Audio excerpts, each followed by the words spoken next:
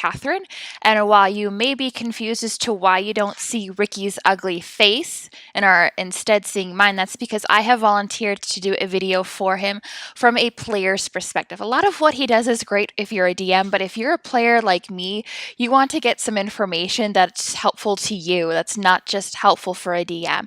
So I'm going to be talking about how to use Tabletop Simulator, which is the online system that Ricky uses in our coastal adventures. I play Katala, which I know that Ricky has mentioned a number of times because I'm just awesome. So I have here what Tabletop Simulator looks like from a player's perspective. Now, Ricky has a number of things that are blocked out. You can see these grayish areas going on. That I think is really cool because there's no way for me to go in and see what he has going on. It's just this blank gray space. There's nothing that I can possibly do or possibly see. So it really helps to add a bit of mystery and a bit of anticipation to what we're going to be doing because I have no idea whatever to expect. So if you're on the fence about using Tabletop because you won't be able to see everything, it's actually a really cool feature that they have.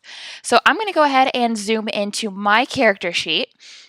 And this is something that is really cool. Now, I don't have to make any adjustments. I actually cannot make any adjustments to my character sheet. Ricky does all of that after the fact, after game. But I can go through here and see exactly what's going on. So this is just something that Ricky's come up on his own. He's taken other templates, combined them together, made them his own. For example, he has his own calendar going on over here. So this is a personalized thing, so don't expect to be able to just find this online. Or maybe I should encourage him to post it so that others can use it. But as you can see here, I can clearly see what I'm proficient in.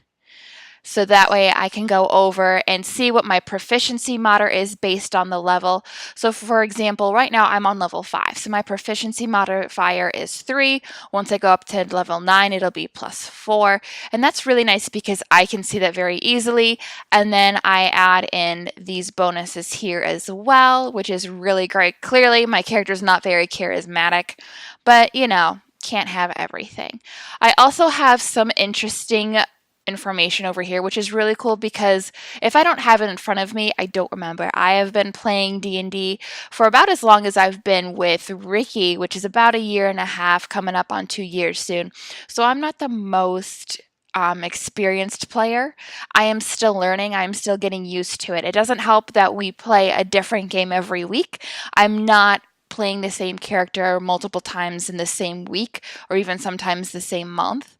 So having all of this information down here is really great because then I can refer back to it. Probably my favorite thing about this game is that I can go in to my equipment case and I can actually pull out things. And once I hover over them, you can see that it has 1d6 piercing. The range is 30 feet. I have disadvantage at 120 feet, and that's my javelin. My favorite is my kukri, which is this one here. Has 1d4 piercing, but as a monk, I actually have 1d6, which is great. 20-foot range. My disadvantage is at 60 feet. So you can see that these have all of this really awesome information. So if I forget, I don't have to go look on a character sheet. I don't have to pull out some card or what have you to figure out what it is. I just hover over it. It tells me the name. It tells me the description, tells me what it can do, so I can get my dice out and get ready to go. Another thing is that these are what Ricky uses as heroic feats. Now, I know that he's mentioned this in a previous video, but we use heroic feats to separate from bardic inspiration. Some of Ricky's players in the past have gotten confused between regular inspiration and bardic inspiration, so he renamed the inspiration to heroic feats. So I can physically hand this off to somebody, and then just by hovering over it, it tells me what is possible to do with it.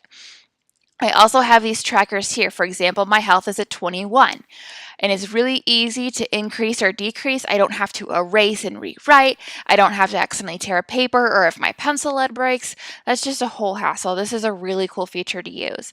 So these are things that Ricky got all set up, and it does have some really good information here as well. So for example, for my hit dice, it's 1d8 plus 2. For my ammunition, I have 40. For my key points, I'm down to 2.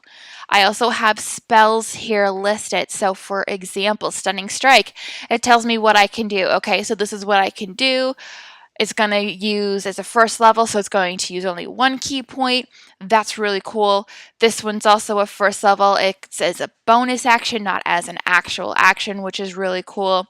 Minor Illusion is a cantrip, so this does not use any key points, which is really good. It tells me how long it takes, the range, so any of the important information is already there. I just have to hover over it, and it tells me really great. Everything's right there. I don't have to go looking for everything. And as you can see, as soon as I hover over it, it tells me the name of it, and if I keep my mouse there, then the pop-up appears. So I can go through, look for it. Patient Defense, I don't need. Minor Illusion, I don't need. Flurry of Blows, that's one of my personal favorites because it gives me extra attack. So I'll use Flurry of Blows a lot, but I don't necessarily have them memorized where exactly they are in my arrangement here. But it's really helpful because I can just go through real quick, see what's going on, and go from there. I also have these awesome pouches. This is going to keep all of my gems together, all of my coins together, and all of my other food and equipment. So if I go into here and search, it has everything listed. So I can go through, it is listed as random. I can go through and actually describe them if I wanted to. I personally just haven't had time. I'm a teacher in, real life, and time is just non-existent.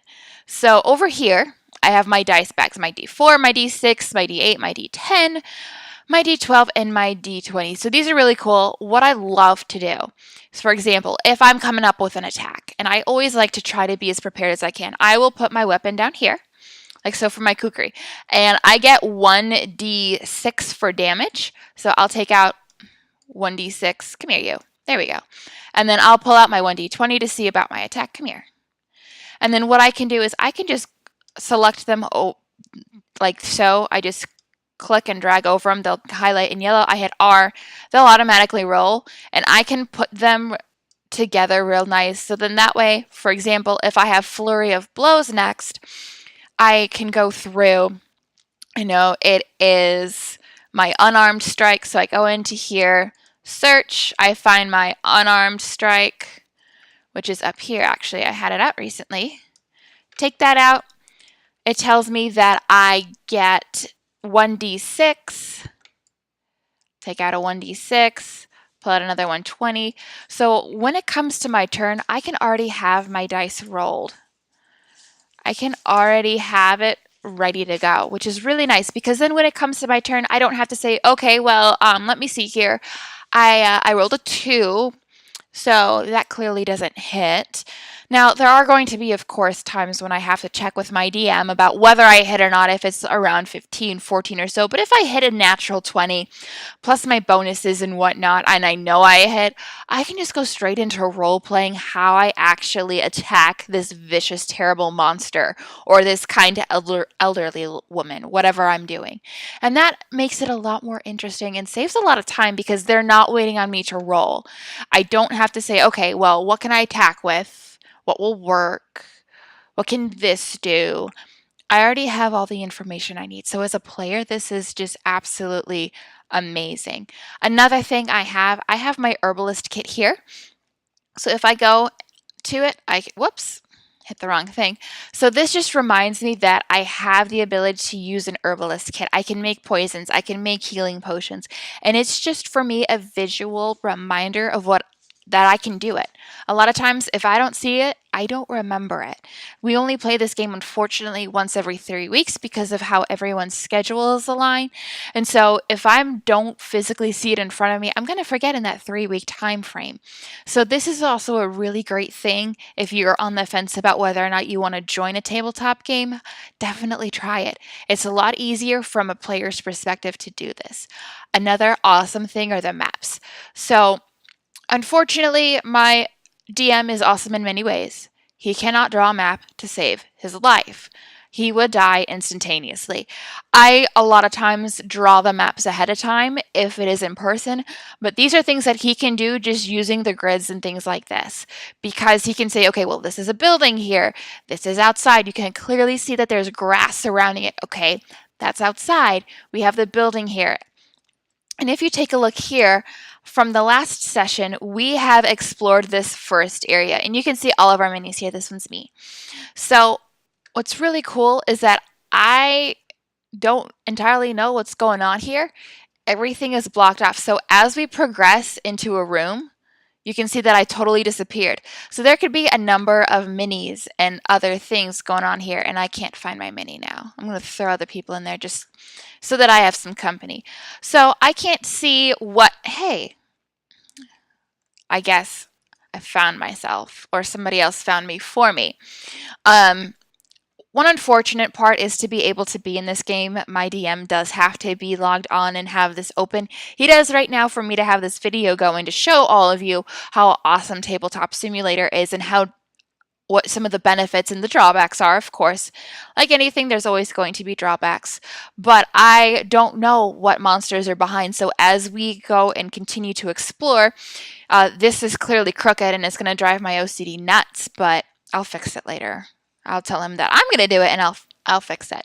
So as we discover a room, he can actually get rid of these boxes because we can't see ahead until we actually go and look. So that's really cool because in a traditional map, you can see the general layout, you can think ahead of time, and it's oftentimes really hard to get into that mindset of my character doesn't know this, but I know this as a player. So how do I explain, how do I convey that in my RP?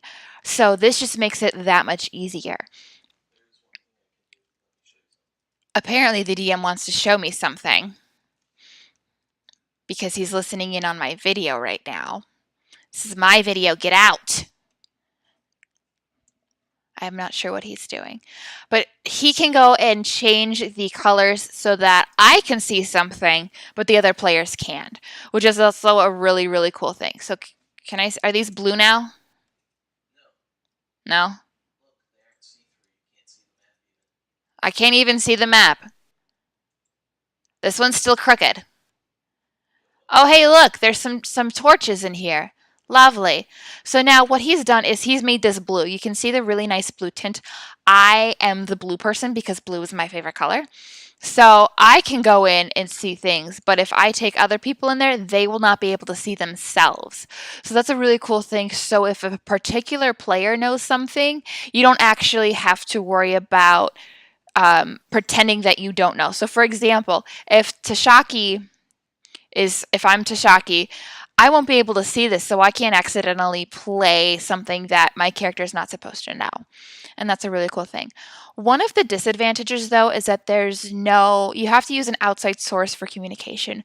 We use Discord, and that seems to work out very well for us. Unfortunately, some of our players are not very familiar with Discord. I know that I wasn't when I started, but became more familiar just with use, and that works out very well for us. But Discord can oftentimes be confusing for some players, and that does cause a problem, is that there's really no, excuse me, good in-game system using Tabletop. Another thing that I love is my notebook. So if you take a look here on my screen, this one is locked. This one's locked, locked, locked. What do you know? It's locked. The only one that I can access is my own. So I can go in and make specific notes. My DM can go in, he has access to all of ours, and leave us notes. So for example, if we get a secret message from somebody, he can go and put those in so that the other players have no idea what even happened. And that makes it easier for me as a player to, not accidentally give something away, which is a really cool thing. Additionally, I'm going to show you something that's my favorite thing. It's called Flick. I love flicking. It gives me a lot of That was a terrible flick. It gives me a lot of satisfaction to flick things across the table, which is why things are often locked. You can also flip the entire table if I want to, which I'm going to zoom out for this. It's pretty cool. However, your DM does have to save it quite frequently. Oh no, everything died. Oh look, and it just falls in this endless loop. It's actually a little annoying. So hopefully you've learned some things, whether you are a DM or hopefully this video is aimed more for a player. Hopefully you learned some things that will be helpful for you in the future. If you have any questions, please feel free to message Ricky or myself. My name is Catherine. I play Katala, and I hope to see you soon.